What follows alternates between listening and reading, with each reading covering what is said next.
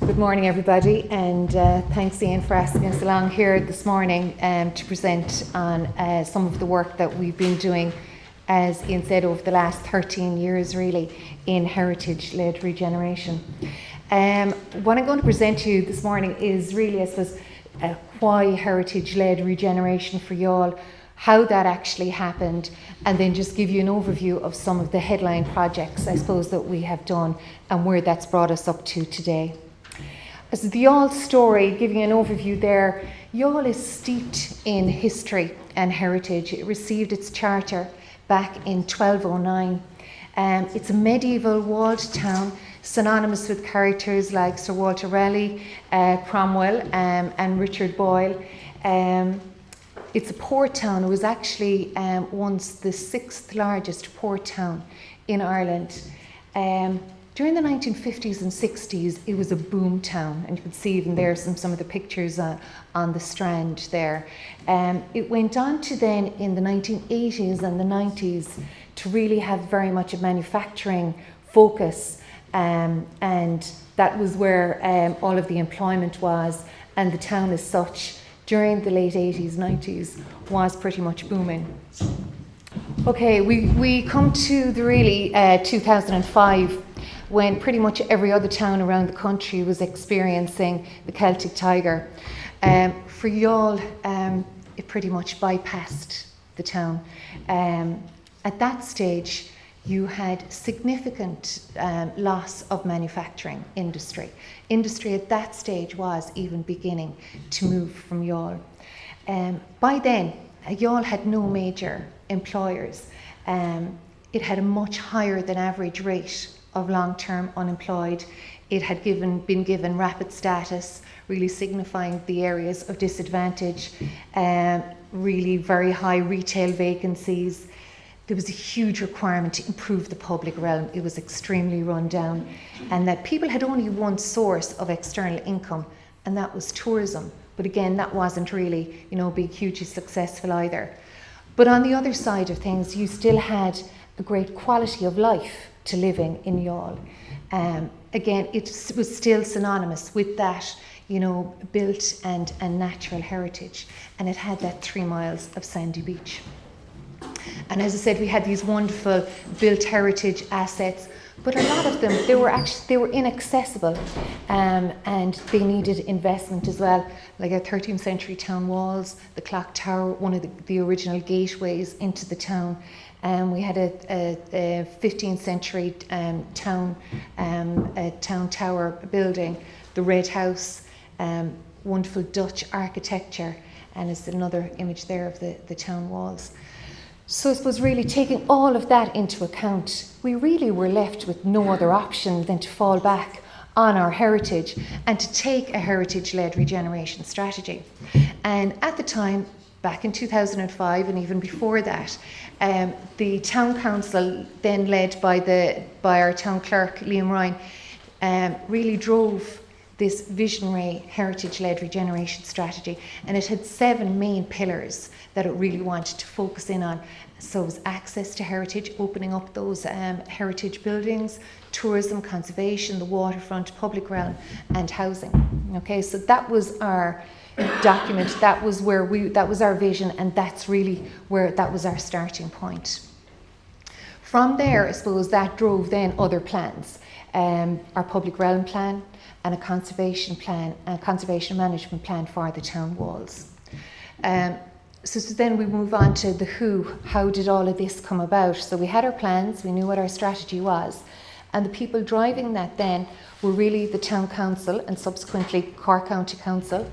But also back in 2006, 2007, we saw the setting up of a company, the Youghal Socio-Economic Development Group was the company now that I work for. It was set up by the town council, and I suppose it's a difficult one to explain, but basically up until that point you had all of the agencies, the likes of Fáilte Ireland, the Leader Company, Enterprise Ireland, were not investing in Youghal. So, and then you had the different groups, we'll say the council, and you had the chamber and the different community groups all were going off and doing their own development plans and their own, they had their own vision. So this was a means of actually pulling everybody together. So was everybody sitting around the table, and still to this day what we do is we meet as a group, as a steering committee, every 2 months. So we have representatives at a senior level from Fáilte Ireland, from the local enterprise office, from Leader, and from Enterprise Ireland, along with community groups and the Chamber and the Council and elected representatives all meeting, and we roll out this plan. And again, it was basically starting off with that heritage-led regeneration plan and rolling it out. So what we do as a group is talk to our colleagues in Fáilte Ireland or the different agencies and look at what our projects are, and can you fund this, or is there a stream, or is there a way of actually accessing funding? We do the applications for funding alongside the council, and in a lot of cases they actually match fund then. So it works very well. It's become a lot more streamlined, and I suppose it's the close alliance between ourselves and Cork County Council. We work hand in hand basically, and we do a lot of the work that they're not in a position to do in the marketing side of things, which I'll come on to later in the presentation. So the funding supports, obviously, Heritage Council, IWTN, Leader, Fáilte Ireland, they're all there. So I'm just going to talk about some of the key projects that we would have rolled out over the years. And again, one of them was, again, quite visionary. It was the council taking over a 999-year lease on St. Mary's Collegiate Church, Gardens and Graveyard. So ensuring basically their future. So there's been a huge amount of conservation works and investment in the church by the council on that. Again, different projects would have been supported again by the HTI and that as well. And it's really, I suppose we're moving into the next sphere now of actually really looking at this. This is a church of international significance and a real, I suppose, a jewel in the crown. The town walls, I think we've received nearly €500,000 of investment from the Heritage Council through the IWTN for various projects, most of it really going into our town walls. But again, that was based on our conservation and management plan, which guided us for the different stages. So each year we would identify an area that would be required, need attention, make our application, but it was all based on the plan. Another key project as well, I suppose, would be our Enterprise Centre. And this is all in the same historic area of the town walls, the gardens and St. Mary's as well. But it was taking a historic building, a 15th century building, and turning it into a living space. Again, we weren't going to be hanging around and waiting for the next Facebook or Google to come to Youghal. This was about making and providing an environment for small and start-up businesses, to succeed. We opened it back in 2008, so you're just coming into the period of, into the recessionary period. So we kind of struggled at the start, but there has been about 36 or 37 companies gone through the building at this stage, and at the moment we have 36 full-time people. So it's like own door offices, various different sizes of offices as well. Back in 2013, we opened up these craft units at the back of the building as well. So it's a lovely space there as well. There's artists there and graphic designers, all living there as well. So it's a different sort of an atmosphere and a feel as well. Only in the last year, we've actually looked at another section of the building. It's the older section again of the building. And because of the demand for this office space, a lot of work was done, and we've moved it on. As you can see, that wonderful room is actually facing out onto the walled medieval garden as well. And I only took these photographs, hard to make them out there, but a company has gone in there, an IT and language company, very innovative. They put their own stamp on it, and it's working really well. So things are really moving on in that respect. So again, I know both Martin and Jackie have actually mentioned the painting scheme. I think Youghal was actually one of the first towns to roll out and to come up with the idea of this painting scheme using the heritage palette of colours and then the subsidies towards the paint and the workmanship as well. And we've also rolled out as well in the last number of years shop front templates as well. So that's I suppose again it's trying to sell it to everybody, but it's working out really well. So some new businesses as well coming to the town and making it look really well. Some public realm works. Again, I think Jackie, you did a great image of it earlier on. That's that area of these tulip umbrellas for festivals. It's kind of a key focal point as well. And here it is then afterwards too. So a lot of that then was actually money through the HTI to finish that project there as well. So again, these are the type of key, I suppose we're doing a huge amount of projects, but these are the ones that will actually get the public buy-in then as well. They see this happening and go, yeah, this is a place I want to live in, this is a place I'm proud of as well. Another project as well was again looking obviously at our natural heritage, the Youghal Eco Boardwalk. Again, just how this came about, we got the CCAD, our local leader company, to fund a feasibility study on a boardwalk, and then we subsequently, once we had the plan, we went to Fáilte Ireland, who were in a position to give us 75% of funding towards our boardwalk. And we're looking at the next phase of that. So that's one phase of it, which is 500 metres. And the next phase of it then is a project that we're lining up now as well. This was one of our biggest projects that has been ongoing and was ongoing for nearly 9 or 10 years, ever since I actually started with the group, was to try and reopen the clock tower in the centre of the town as a visitor experience. I suppose this was the one building that, given what I have told you earlier about the high rates of unemployment, people looked at this iconic building in the middle of the street and it's, what can we do with it? You know, it was just, you know, there was such a willingness there to actually get it up and get it open. So again, we had a long process. We did, there was a conservation plan. There was, then moved on to then there was a whole series of conservation works. Again, us looking and applying for funding from the various different streams.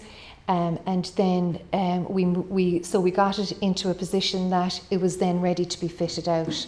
So we came up with an interpretive plan. So obviously there's no point in having a building if we don't have a good story to tell then, if we're going to be attracting visitors to it.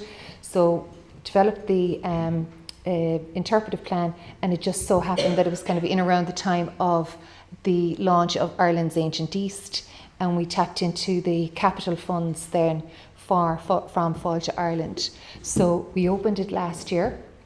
So it's been hugely successful. We do guided tours of the tower, and we're literally telling the story of the tower and telling the story of Youghal from when it was that merchant town. So there's 4 floors, and each floor is a different era. So it's all about time. The guides are dressed up as time. So visit is by way of a guided tour, and we provide rooftop access then as well to views over the bay. So when you're in Youghal, come visit. It's a great tour. We're getting fantastic reviews on TripAdvisor. So it just shows you how far we've actually come from, I suppose, back to the days of 2005 to now. We're actually going into marketing and looking at attracting visitors, you know, in a different way as well. So that was the old plan. We're now looking to our new plan, and really, I suppose, again, as I think Martin mentioned, or Jackie, any plan, you have to look back. You have to review what you have done, what you did well, and we did all of that. There were a lot of things, obviously, that we had great success with, others not so much. And I suppose we've taken a slightly different approach because we're in a different position now, in that we're looking at really, I suppose, seeking to ensure that Youghal now can fully realise its potential, and that we're in a position to fully maximise what we have is build on the work that's been done over the last 10 to 15 years, 10 to 12 years. So we're looking at it from three perspectives.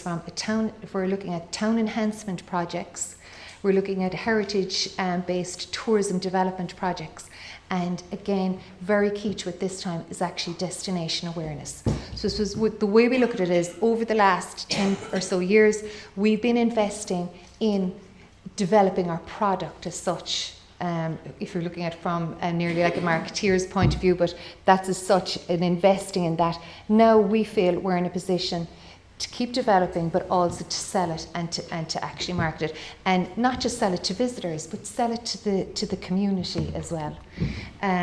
So I mentioned the boardwalk earlier. What we're looking at doing, and this is advancing all the time, is actually extending that boardwalk and bring it all the way and make it a 1.3 metre walk all the way to the Quality Hotel and self-catering apartments. So it's providing pedestrian access right into the town. So it's nearly like at the moment that whole resort is, cut off from the town, but it's actually making that link as well. Another project which is advancing all of the time is the creation of a greenway between Middleton and Youghal on the old railway line. And it's at the moment it's gone for Part 8 planning, which should be through by the end of February. And I think they're looking at it in two phases, pretty much the Youghal to Killa side of things first of all, and landowners there, everything is sorted that way. You can see there the development of My Greenway. It's actually, so it has a working title of My Middleton to Youghal Greenway, and I think very much inspired obviously by the success of the Waterford Greenway project. So that's something that people can see, and yes, we want that as well for our town. A project that will be up and ready for June, hopefully, or July of this year, is the lighthouse. I think it was back in 2014. Irish Lights handed over the lighthouse to Cork County Council, and this year, or last year actually, we made an application under the Town and Village Renewal Scheme for some I suppose opening up the lighthouse again as an amenity. So the lighthouse is really small inside, so we're just looking at seeing some form of access to it, but creating a viewing platform and introducing some interpretation there and telling a little bit of the story as well. So we've got our designer and we've got an architect, Cork County Council's architect, are working on this at the moment. So again, it's just another product, another amenity, and I don't know of any other town, maybe there is around Ireland, but that you can literally walk in off the street to see the lighthouse. So it's something, just another one as well. Some of the other projects that we've lined up as well in the plan: visitor orientation, some new digital tools, tackling dereliction. It's obviously still an issue. And that's something that we're very much aware of,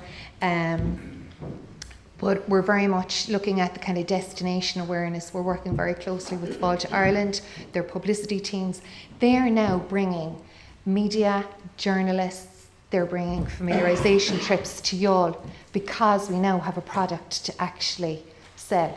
Up to this point, they just didn't really entertain us. And then we'll say we're off.